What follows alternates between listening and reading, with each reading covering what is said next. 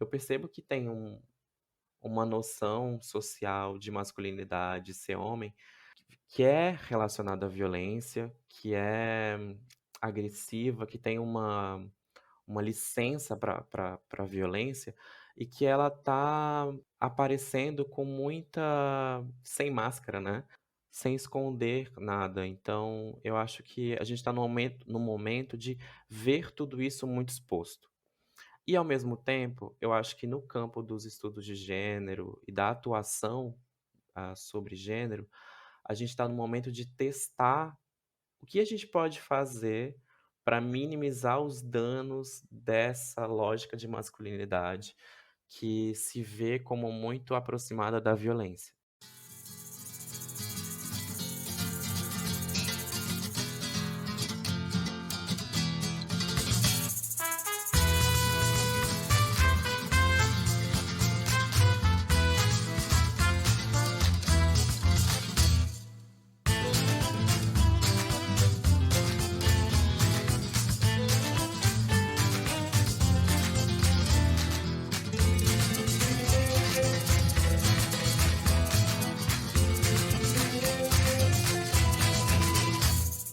Olá, sejam bem-vindas e bem-vindos ao podcast Compósita, uma forma de aprender sobre a Amazônia a partir da escuta. Eu sou Ramon Reis, antropólogo e idealizador deste podcast. O Compósita faz parte da Quere Quere, uma rede nacional que agrega um conjunto de podcasts na área das ciências sociais e humanidades. Para mais informações, siga-nos em nosso perfil no Instagram, @compositacuradoria, ou acesse www.radioquerequere.org. No episódio 13 do projeto Antropologias Compósitas, conversei com o doutorando em antropologia Natan Souza Lima, da Universidade Federal do Amazonas, sobre a sua pesquisa de mestrado intitulada Entre Mundos de Sentido, Violência Sexual, Família e Parentesco a partir do grupo de autores em Manaus, Amazonas. Defendida em 2018 na Universidade Federal do Amazonas sob a orientação da professora doutora Raquel Wiggers. Fiquem agora com o episódio 13, Masculinidades e Sentidos de Violência.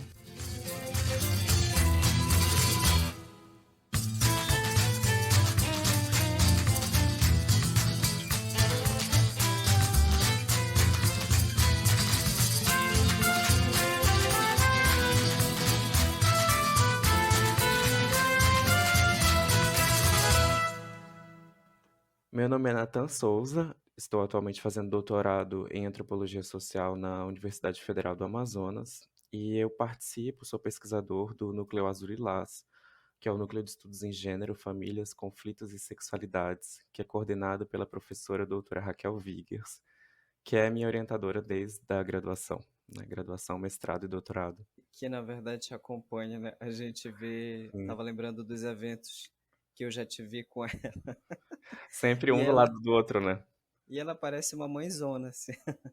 É, ela tem essa característica mesmo. E a gente vem trabalhando juntos, na verdade, uma parceria que tem sido bastante longa, parceria, aprendizagem, né?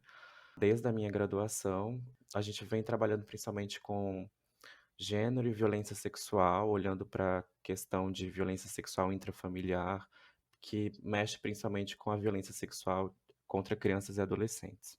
Então, esse é o lugar do qual no qual a gente trabalha, é o nosso foco de pesquisa, e envolve muito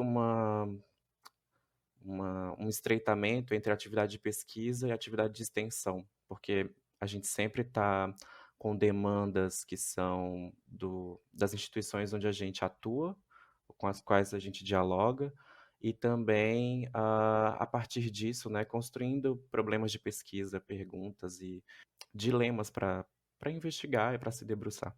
A tua entrada nas ciências sociais, de uma maneira mais geral, ela se deu de que forma, Natan? Eu entrei nas ciências sociais bem novinho, assim, eu tinha 17 anos, e logo nos primeiros semestres, acho que no segundo semestre do curso, eu comecei a me aproximar da professora Raquel e do núcleo, né, que era o ainda não era bem azul lilás, mas já tinha esse formato de um núcleo de estudos de gênero e violência. E ela tinha um projeto de extensão que vinha sendo feito e renovado ao longo dos anos, num formato de, projeto de extensão de 1 ano, de duração de 1 ano, que era de uma colaboração antropológica para o CREAS de Manaus, né, para a equipe do CREAS de Manaus. Na época, isso era 2011, a gente só tinha um CREAS em Manaus, hoje a gente tem 5. Então, era um CREAS com uma só estrutura que envolvia assistentes sociais e psicólogos, e que tinha como principal demanda de atendimento casos de violência sexual contra crianças e adolescentes.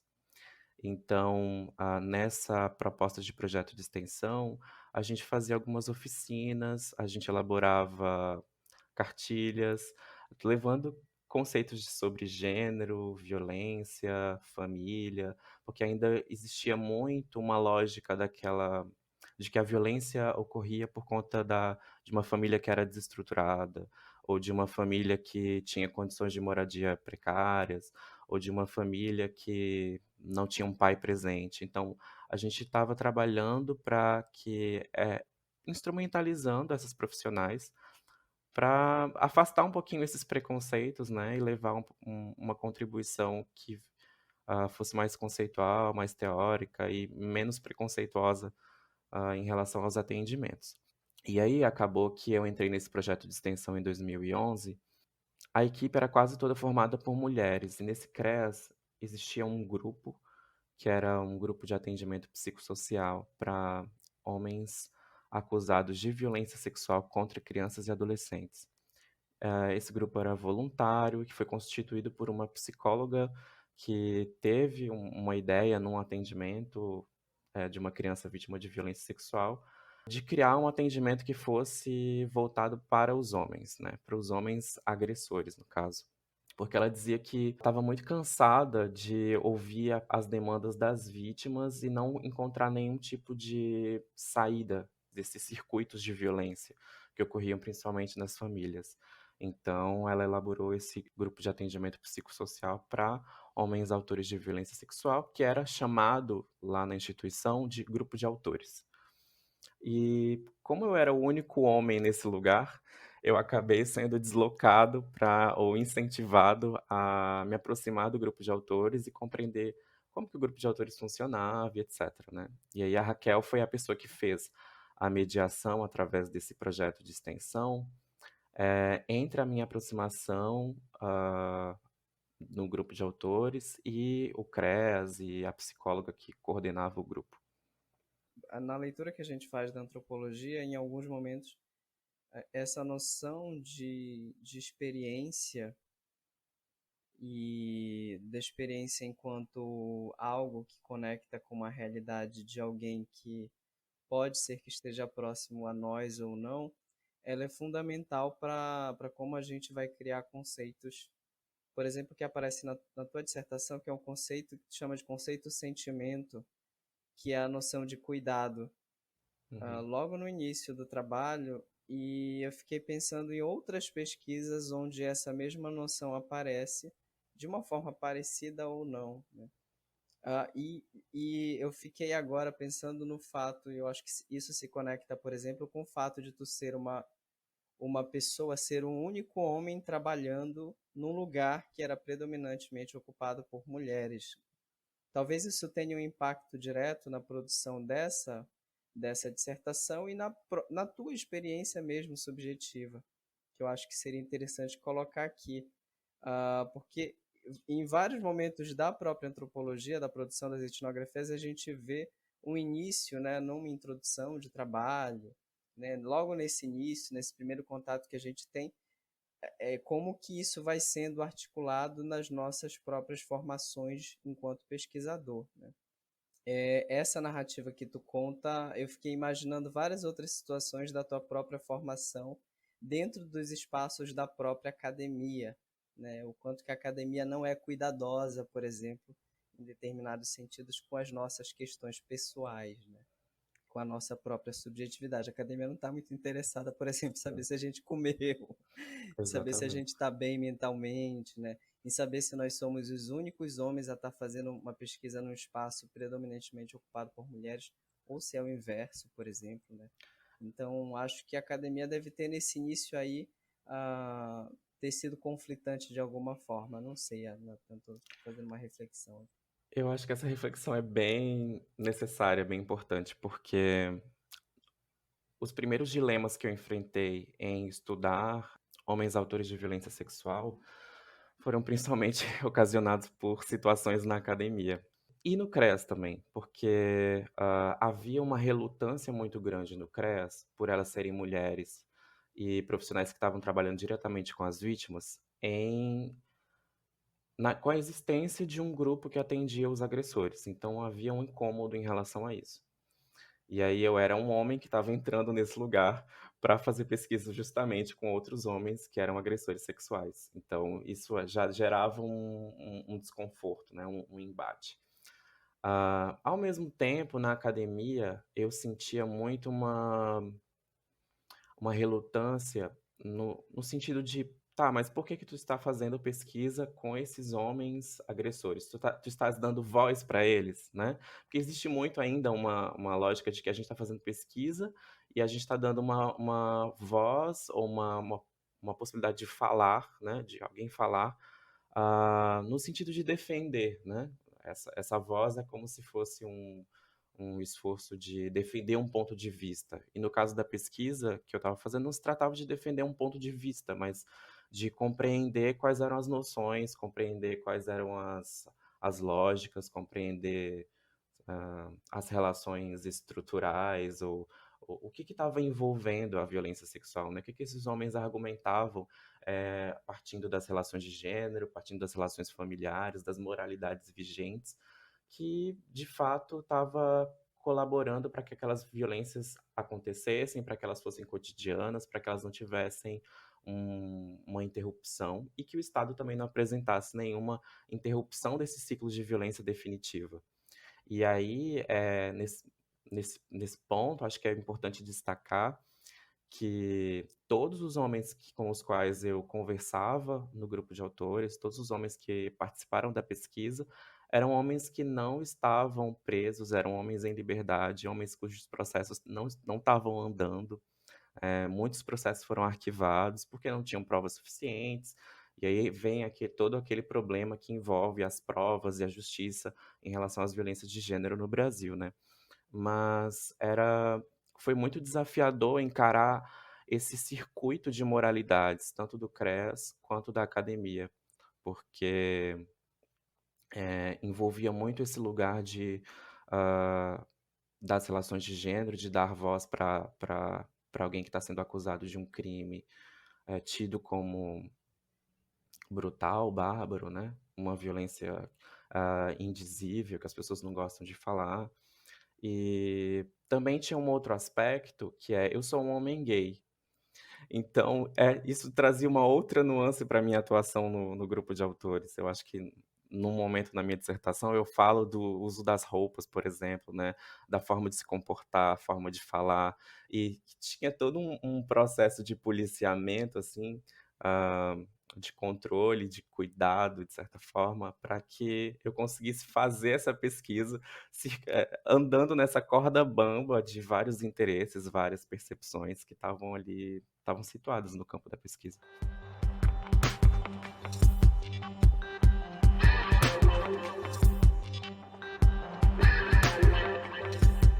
Fiquei muito impressionado com um dos relatos que tu apresenta na tua dissertação. Inclusive, eu vou deixar depois o link para as pessoas que vão nos ouvir, que, enfim, para as pessoas que têm curiosidade em ler o trabalho mesmo, porque tem um dos relatos que me chocou muito foi o relato do ônibus.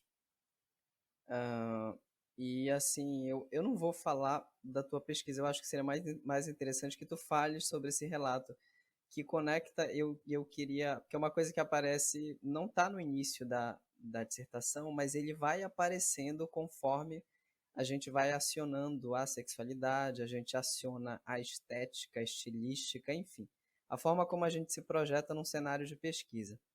E essa questão da sexualidade, ela me parece de alguma forma incomodar esses autores, né?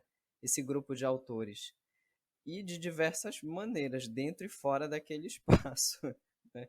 Porque a gente tem um grupo que é o grupo que faz parte formalmente da pesquisa, mas a gente tem masculinidades projetadas no espaço urbano que elas são completamente violentas, né? Sim. Então tem a cena do ônibus é uma cena que para mim é muito assim interessante para a gente conversar aqui. Essa situação do ônibus, né, é como você falou, quando a gente faz a pesquisa, a gente vivencia situações que a gente nem espera. E eu estava ali naquele contexto de fazer pesquisa sobre violências sexuais a partir de homens agressores sexuais.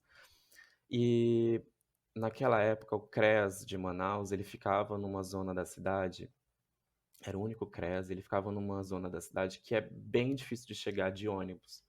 E eu andava de ônibus na cidade, só. Hã, e era difícil de chegar de ônibus, era distante, era deserto, tinha uma série de problemas, né. E aí num desses dias eu tinha que sair da do grupo, das reuniões do grupo, pegar o ônibus e ir pra casa e universidade, porque era o circuito que eu fazia quase sempre. E aí numa dessas situações eu vou pra parada de ônibus com um dos membros do grupo, e a gente se despede lá, eu entro no ônibus que tá meio vazio, e aí, ah, tem um homem que tá o ônibus tá meio vazio, eu tô sentado numa cadeira, e aí chega um homem e ele começa a passar o pênis, né, no meu ombro, e aí eu fico completamente sem reação, porque a primeira coisa que me ocorre é tipo: não, isso não tá acontecendo comigo", né. Eu tô estudando violência sexual, isso não tá acontecendo comigo. Então uma rejeição imediata de que aquilo tá acontecendo e de fato vivenciar, o que muitas pessoas vivenciam, que a gente não consegue reagir na hora. Né, e quem reage é a cobradora do ônibus que grita, expulsa o cara, manda o cara embora do ônibus e começa a gritar comigo, porque ela começa a dizer, "Como é que tu não fez nada, tu não gritou, não reagiu?" E aí eu fico não consegui, né, não consegui reagir. E essa experiência foi uma experiência muito chocante no momento, eu acho que foi algo que eu precisei descrever para mostrar quais eram as circunstâncias em que a pesquisa acontecia, porque elas não tinham nenhuma segurança institucional, porque de fato é o que a gente vivencia quando vai fazer pesquisa, quase sempre, né. A gente não tem muita segurança institucional, hã, proteção dos nossos corpos, enfim. E também porque, foi um start, aquele momento foi um start para eu começar a perceber, na prática, vivenciando na minha própria pele, eh quais são as nuances das violências, né? Quais são as nuances das violências sexuais, dos assédios que permeiam a vida universitária, que permeiam as relações acadêmicas também. Então, acho que foi um evento que me deixou mais sensível para sentir isso, para perceber as nuances dessas violações na vida cotidiana, né? E que a gente está sujeito a isso. Exato, exato. A gente sequer tem uma bolsa considerável que dirá adicional de insalubridade, né, Nathan? A gente Sim. deveria ter É. pesquisando sobre tudo, né? A gente deveria ter, né? Infelizmente não tem. Nessa e em outras conjunturas. E essa questão dessa violência que aconteceu, eu acho que, se eu não estiver enganado, aconteceu num dia onde tu estava vestindo uma roupa considerada, não? Tem uma situação, uma cena da tua pesquisa que tu foi para o lugar de campo vestindo uma camisa rosa, É, essa é uma enfim, outra situação, essa é né? uma outra Isso. situação. E essa situação, pra mim, ela foi mais chocante do que o ônibus, sabe. Sério? Sério, porque eu já estava frequentando o grupo há um certo tempo, assim, e eu fui com uma camisa rosa e bermuda, acho que eu estava com uma roupa, não padrão, heterossexual, normativa e etcétera. Hã, e aí, um deles ficou muito incomodado. E ele olhava pra mim e ele falava: "Ah, lá na minha terra a gente pega veado e mata, e caça veado, e deixa o cachorro com fome pra caçar veado o dia todo". E ele começou a falar sobre isso, que não tinha nenhuma relação com a conversa, mas ele olhava fixamente pra mim e falava sobre isso. E eu não sei, aquilo me deixou, eh, desconfortável, ao mesmo tempo com medo de perder os vínculos de pesquisa, porque a gente pensa nisso. Eh e me deixou muito desconfortável, eu acho que foi isso, sabe. Porque eu estava ali num espaço de atuação profissional, né, fazendo um trabalho e fui atacado dessa forma por um interlocutor. E eu acho que na antropologia a gente sempre se vê e se coloca como se a gente fosse o risco, né. A gente vai alterar o lugar, ah a gente pode estabelecer relações de subalternidade com os outros, mas a gente nunca é visto como os sujeitos que também estão correndo alguns riscos, né, isso não é levado em consideração. E eu acho que esses 2 eventos, tanto vivenciado dentro do grupo, quanto vivenciado no trânsito, né, indo para o voltando do trabalho de campo, ilustram muito para mim esse lugar de vulnerabilidade no qual a gente está submetido e que isso é muito pouco falado, muito pouco abordado, né. E acho que são 2 eventos que me falam muito disso, por isso que eles foram importantes na dissertação, principalmente na descrição de como foi feita a pesquisa, né, para que eu Exato. trouxesse esse lugar, esse ponto de vista de que a gente nem sempre está ocupando uma posição, ah superior nessas hierarquias que a gente estabelece em campo. A gente às vezes está correndo alguns riscos, a gente está sendo submetido e precisando negociar com esse lugar de vulnerabilidade. Ser homem me vem uma coisa de ser macho, ser líder, ser pioneiro, não adoecer, não ter medo.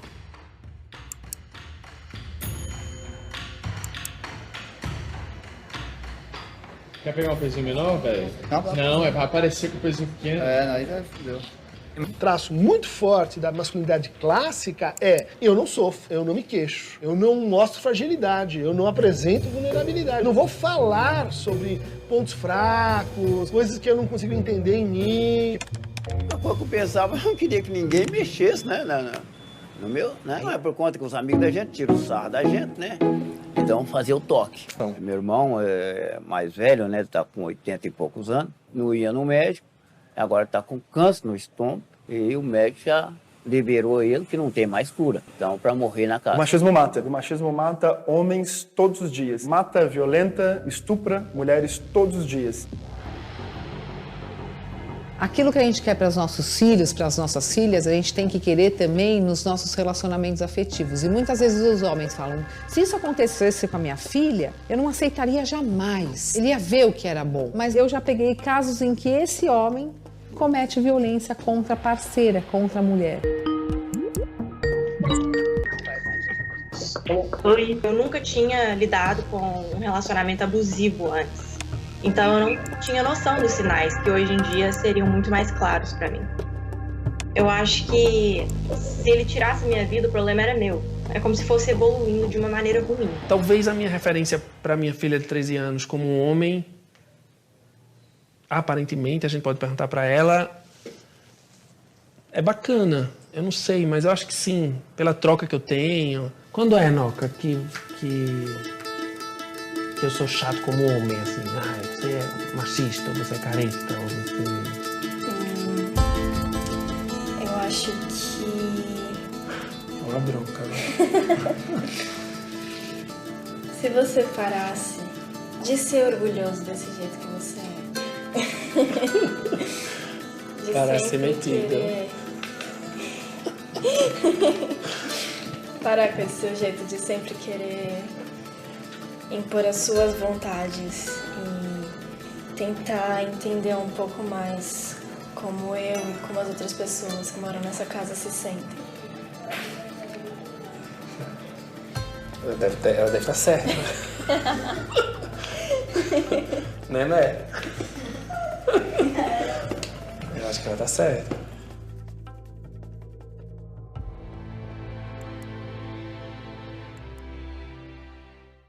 tem uma questão que me parece que é um incômodo, pelo menos quando eu li a tua dissertação, me causou um certo incômodo, que é a perspectiva geracional, né? Eles te olhavam, os autores, esse grupo de autores, agressores, te olhavam de uma forma muito fatalista enquanto um pesquisador, enquanto um menino, Uhum. né, inicialmente, e depois era o jovem pesquisador, né? Isso tem um reflexo direto na própria produção da antropologia, como que a gente é lido dentro do cânone antropológico, né? A gente sendo mais jovem, sendo gay, né? Mas sobretudo sendo mais jovem, fazendo uma pesquisa antropológica, a forma como a gente entra dentro dessa produção, ela é nivelada por uma hierarquia, uma produção de desigualdade, né? Esse olhar. E eu acho que seria interessante a gente falar sobre isso aqui, porque a viabilidade com que esse conhecimento é produzida, em alguns momentos, esbarra numa concepção muito fatalista sobre a questão geracional, né? De que nós, enquanto jovens, estaremos sob suspeita, né, dentro de uma produção de conhecimento científico, né? Sim, eu acho que essa perspectiva geracional, ela funcionava também, tanto dentro do grupo quanto na academia. Hã, e no circuito, no CREAS, né, porque demorou um certo tempo para que as pessoas profissionais do CREAS, da rede de proteção, me levassem a sério também.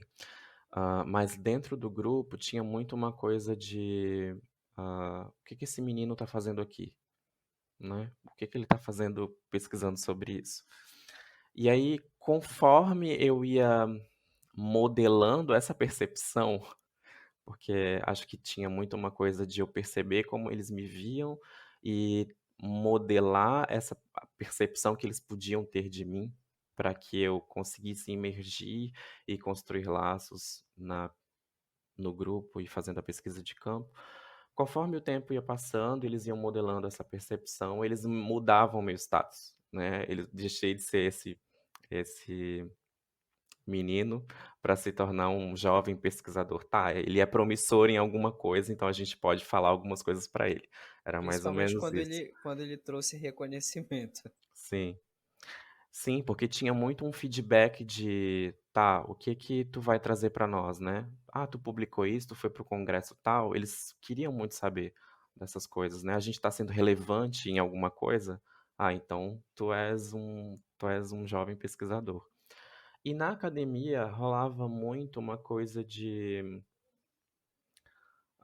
nas disciplinas de métodos, não no mestrado, mas na graduação, eu ouvi uma vez um professor me dizer que a antropologia era fazer as era ele me dizia que esse professor numa disciplina de métodos na graduação me disse uma vez que para fazer antropologia, eu precisava falar a partir da lógica dos outros com quem eu estava fazendo a pesquisa. Então que, eu tinha que encontrar um meio de falar a partir de um estuprador, que para isso talvez eu tivesse que, experimentar um estupro ou tivesse que cometer um estupro. Falou isso abertamente em sala de aula.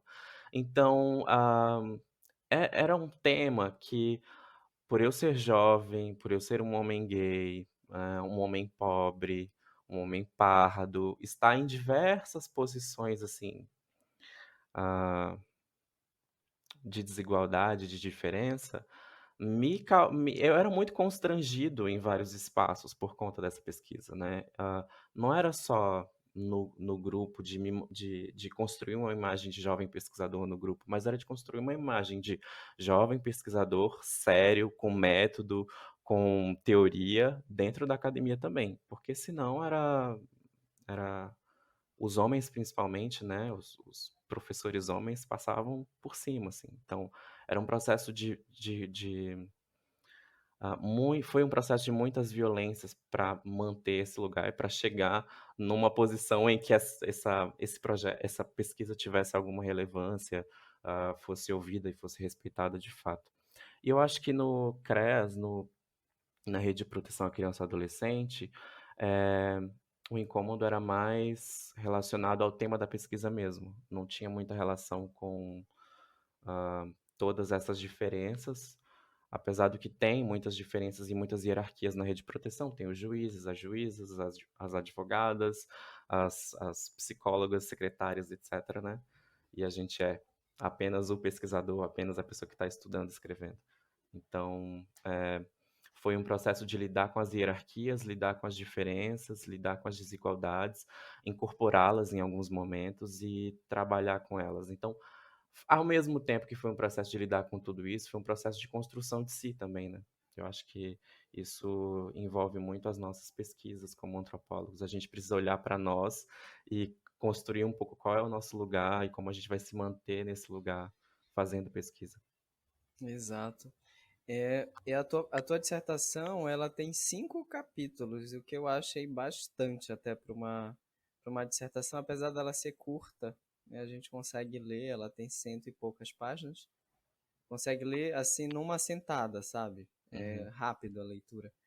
Mas ela tem muitas nuances, na verdade. É um trabalho que você precisa ler e reler várias vezes para poder entender, porque às vezes o argumento desliza, né, muito fácil ali. Então, eu queria que tu tentasse amarrar para a gente, assim, pudesse fazer um resumo, um panorama do que foi essa pesquisa, quais eram os objetivos, né? Afinal, qual era o problema principal, né, que conectava esses capítulos? Tá. Bom, eu acho que na minha dissertação eu faço principalmente uma etnografia de um grupo de agressores sexuais contra crianças e adolescentes. E a partir dessa etnografia, eu busco identificar quais são as moralidades, quais são as lógicas de família e quais são as lógicas de ser homem, né? Quais são as lógicas de gênero que estão vigentes nessas relações em que esses homens estão envolvidos a partir da violência sexual. Eu acho que é uma dissertação que ela tem muitas nuances, porque eu tento dar conta desses diferentes conceitos, que são família e parentesco, que acabou surgindo como um conceito fundamental para entender como eles se viam como homens, como eles construíam uma moral masculina e como essa moral masculina não era a mesma moral que eu via nas etnografias do sul, do sudeste do Brasil, por exemplo, ou de etnografia sobre o Mediterrâneo, né? Então tinha uma necessidade de falar de família e parentesco para pensar quais eram as lógicas de ser homem que estavam vigorando ali. E, ao mesmo tempo, situar esse grupo e essa pesquisa nesse conjunto que são as instâncias de Estado, as redes de proteção, as pessoas que atendem nessas redes de proteção, as pessoas que atendem as vítimas, e qual é o lugar desse grupo nesse todo de Estado que, na verdade, olha para a violência sexual com um peso moral muito mais forte do que com um olhar técnico institucionalizado, ou que busque, de fato, um atendimento mais isento possível das nossas moralidades, né? Então, confrontar essas moralidades, confrontar lógicas de Estado com esse grupo. Eu acho que o ponto de partida é o grupo e os esforços são de olhar para tudo que está meio circundando esse grupo, sabe? Minha orientadora fala uma coisa que eu acho que pode ajudar muito a entender como que a gente faz as pesquisas, né? Ela diz que a gente nunca consegue responder, por exemplo, o que é a violência sexual ou por que a violência sexual ocorre. Mas a gente consegue escolher um problema e olhar para esse problema de diferentes vias, assim, por diferentes vias, pela tangente, né?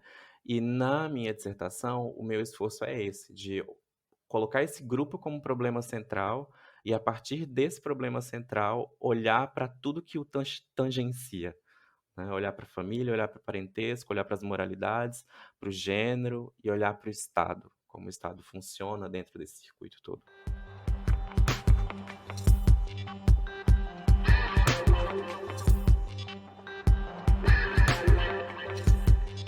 Tem uma diferença que vocês fazem entre violência e agressão e que ela se conecta num capítulo, que é o 4º capítulo, que vocês vão falar sobre os agressores, que são essas 4 etapas para o percurso dos agressores. Então, a gente tem o entendimento do que é violência, do que é agressão, um pouco a partir também dessas 4 etapas, que vocês chamam de negação, responsabilidade pelo ato violento, cuidado de si, cuidado ativista.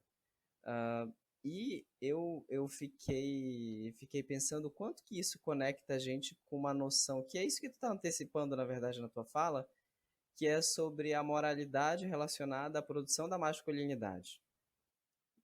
Então, para a gente entender esses agressores, a gente precisa entender essas etapas conectadas exatamente com isso que tu acabou de falar, né?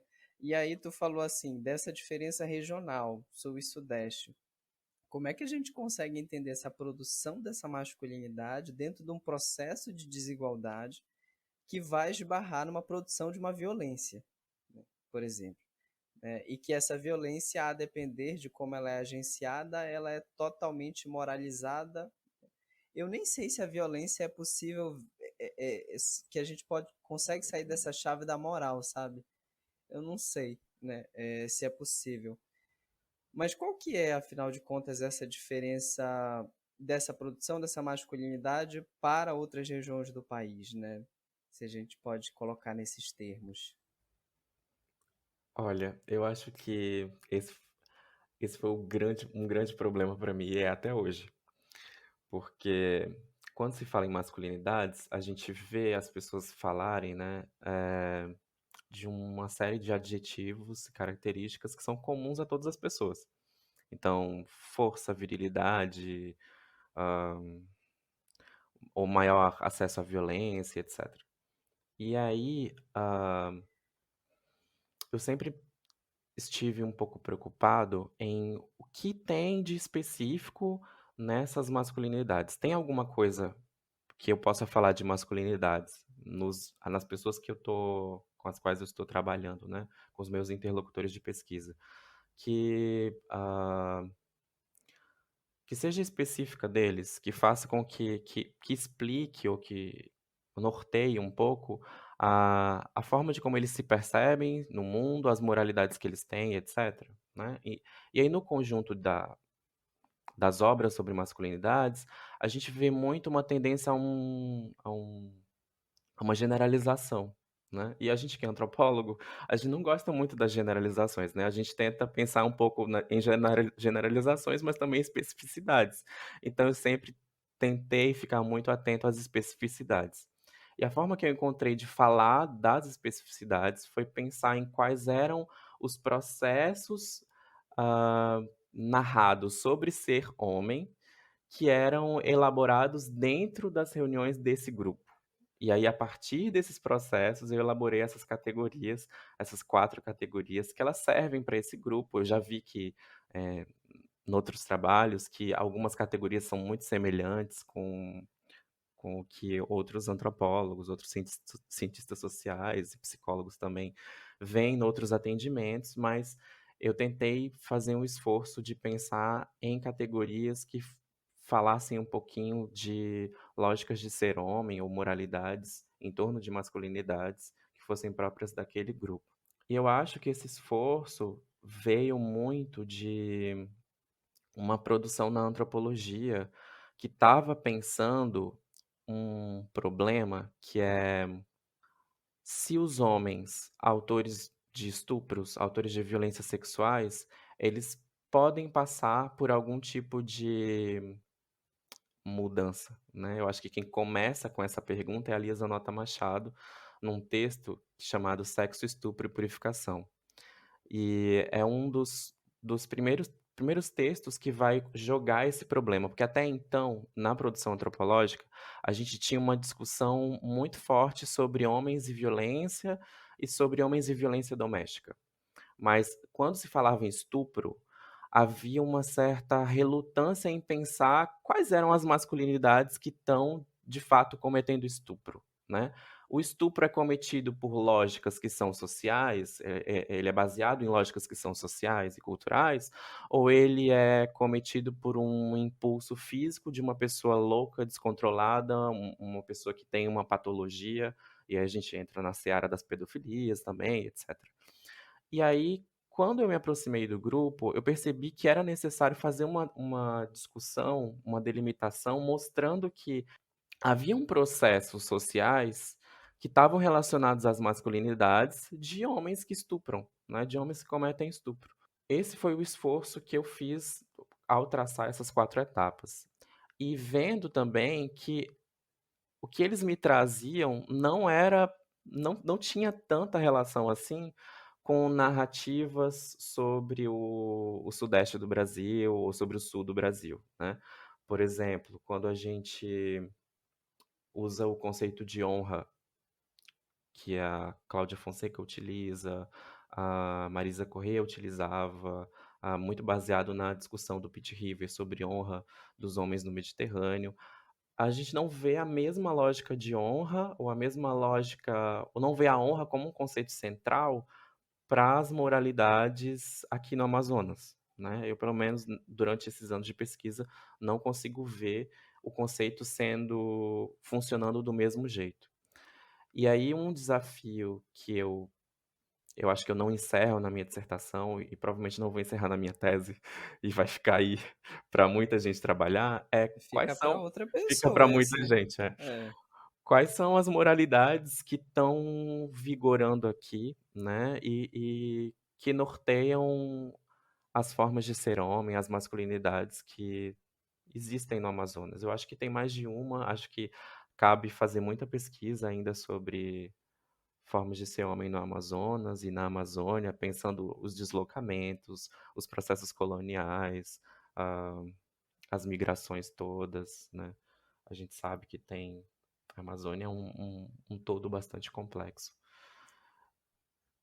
E tem uma fala, tem uma parte do capítulo 3 que é sobre como que a produção dessa violência, a construção desses enredos, ele vai entrar dentro de um debate sobre a questão do quanto que a violência e a desigualdade são relacionais.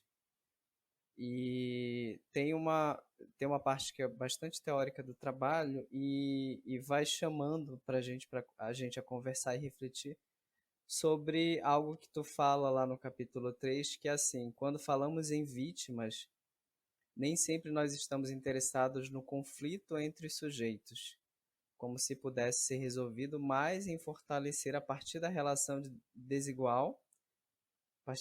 desigualdade, os grupos sociais e sujeitos subalternos, frente a quem possa se reconhecer enquanto um sujeito de direito, enfim. E a ideia toda do trabalho não é o que, por exemplo, pode parecer para outras pessoas, de que aquelas pessoas são única e exclusivamente culpadas por aquela situação, né? Então, eu acho que essa chave relacional entre a desigualdade e a violência é uma coisa interessante do trabalho, porque aí a gente não cai numa ideia de que aquelas pessoas são naturalmente violentas, né? Elas são produto de algo que é algo que, inclusive, eu queria te provocar depois para te fazer uma reflexão para a gente, para pensar nesse momento que a gente está vivendo hoje, no quanto que a gente tem um sentido de masculinidade que se projeta como algo relacional, de alguma forma, mas algo completamente perverso para todos nós.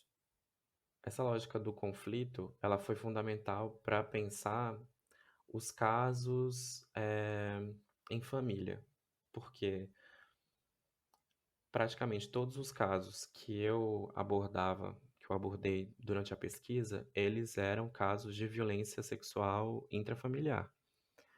E quais eram os problemas que eram trazidos, né, dentro do CREAS? O esforço das profissionais era de fazer uma oposição radical entre vítimas e agressores. que era para que a família toda se voltasse em torno de proteger as vítimas e os agressores fossem completamente abandonados, execrados, fossem penalizados, etc. Só que acontecia completamente o contrário. O que a tendência era de que a família se aglutinasse em torno do agressor para protegê-lo e que cuidasse da vítima com um cuidado psicossocial, mas que não passasse por uma punição do agressor. Então, não nesse trabalho, não fazia sentido, por exemplo, eu pensar numa radicalização entre essas posições de vítima e agressor, né, mas fazia mais sentido pensar nessas nuances de como as relações entre vítima e agressor faziam também, ou existiam em conformidade com uma lógica de família, com uma lógica, ah, de todas as moralidades que vigoravam ali. Então, acabou sendo fundamental eu não me amarrar em oposições muito duras, mas em pensar quais eram os eixos de relação que funcionavam, né. E a partir disso, eu também tinha que pensar em como eram tratados agressores com outros marcadores sociais da diferença, por exemplo. Então, e isso acontecia muito por via de olhar através da rede de proteção. Porque quando eu ia em eventos da rede de proteção, os discursos eram: "Ah, tem que castrar", então tinha uma discussão grande sobre castração química de abusadores, mas ao mesmo tempo a gente tinha o vice-governador do estado, que era acusado de estar envolvido em redes de exploração sexual, e o mesmo discurso não se aplicava a ele, e tinha um prefeito que também tinha feito estava envolvido em vários esquemas de violência sexual, e o mesmo discurso não era aplicado a ele. Então, esses discursos radicais em torno da punição, eram muito mais aplicados a pessoas pobres, pessoas que dependiam da assistência social pública, né, do que pessoas ricas e poderosas, etc, né. Então, olhar para as diferenças era importante, assim como olhar para as relações. E pensar que, eh, existem muitas nuances nos casos de violência sexual, existem muitas nuances nos casos de violência, doméstica como um todo.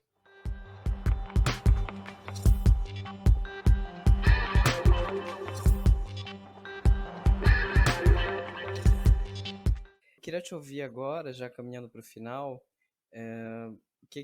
qual é a reflexão que tu fazes desse trabalho, né, da importância desse trabalho, da continuidade dele, obviamente, para o contexto que a gente está vivendo hoje, né, Nathan? Que é um contexto negacionista, né? É um contexto que criminaliza os movimentos sociais, que persegue os pesquisadores que trabalham com gênero e sexualidade, e a gente sabe de onde vem, para onde vai, e vem de um lugar, vem desse lugar, né, dessa produção dessa masculinidade perversa, desigual, violenta, cheia de nuances, e que se produz dentro e fora de casa, né? A gente tem aí no período da pandemia o aumento crescente da violência doméstica, né, da expulsão dos LGBTs de casa, enfim, das perseguições, né? Esse trabalho também nos ajuda a pensar nesse contexto todo, né? Bom, eu acho que esse foi um trabalho que ocorreu num período em que a gente já via uma emergência dessas noções de masculinidade ou de formas de virilidade que tem uma alusão à violência, né. A gente já via construção em processo disso, e que teve um estopim a partir de 2016, 17, né. Tanto que o presidente da república aparece citado na na dissertação e numa epígrafe, porque ele simboliza muito todos os discursos que eram feitos em torno do estupro, em torno da violência, em torno da violência de gênero, né.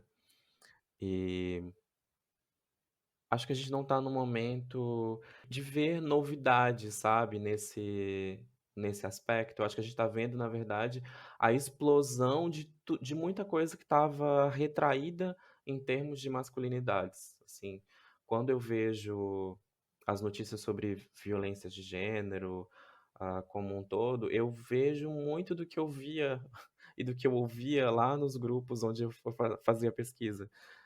Então, eu percebo que tem uma noção social de masculinidade, ser homem, que é relacionada à violência, que é agressiva, que tem uma licença para violência e que ela tá aparecendo com muita sem máscara, né?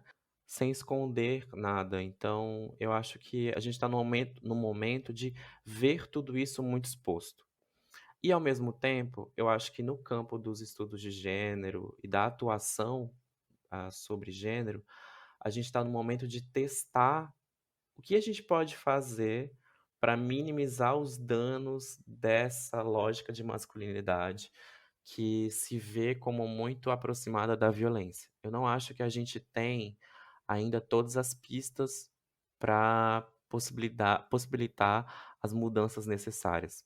Eu falando assim como um antropólogo que se vê muito comprometido com essas mudanças, né? Mas eu acho que a gente está em teste, sabe? Outro dia eu vi uma colega falando sobre os esforços, os discursos que existem, né, em torno de a gente precisa educar as crianças sobre gênero para que elas sejam menos violentas, etc, etc. E ela falava, isso é legal, isso é importante, mas a gente não tem uma comprovação gigantesca no Brasil ou no mundo todo de que isso de fato funcione. Então a gente precisa, na verdade, construir políticas de gênero, né? Políticas efetivas de gênero para conseguir até visualizar um pouco como é que estão e como que vão ficar e quais são os projetos de masculinidade que a gente gostaria de ter para o Brasil e para o futuro. Eu acho que hoje a gente não consegue visualizar a totalidade disso. A gente precisa de muita pesquisa ainda e muito investimento em políticas públicas sobre isso. Agora, num outro aspecto, eu acho que a gente tem avançado bastante desde a publicação desde a defesa da minha dissertação, né, a entrega da publicação, etc, da minha dissertação, em produções sobre homens que cometem violências sexuais.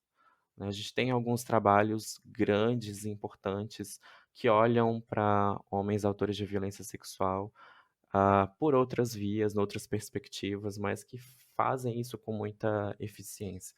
E olham também para esses programas de atendimento a homens agressores, né? Sejam esses homens agressores sexuais ou sejam homens enquadrados na Lei Maria da Penha.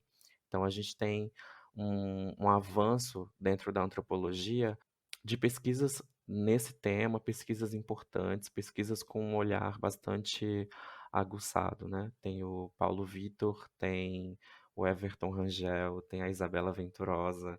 Isa maravilhosa. Sim, que deve defender, eu acho que por esses tempos, a tese, não sei, expectativas para ler a tese dela. Mas tem muita gente estudando esse tema e a partir dessas pesquisas a gente vai conseguir propor novas ações e ter novas perspectivas sobre como atuar em relação a masculinidades e violência. Acho que hoje a gente está no momento de assistir tudo isso, sabe? Assistir, anotar, pensar, refletir, para que a gente possa saber o que fazer diante dessa explosão de casos, diante dessa explosão de performatividades violentas dos homens.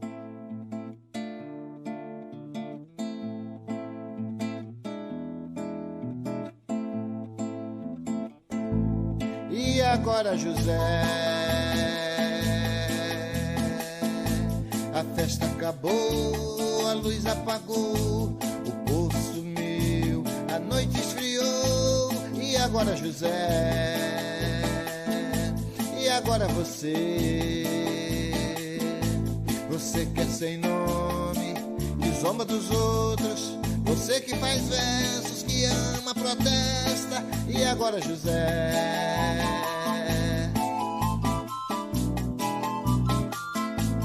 está sem mulher, está sem carinho, está sem discurso, já não pode beber, já não pode fumar, cuspir já não pode.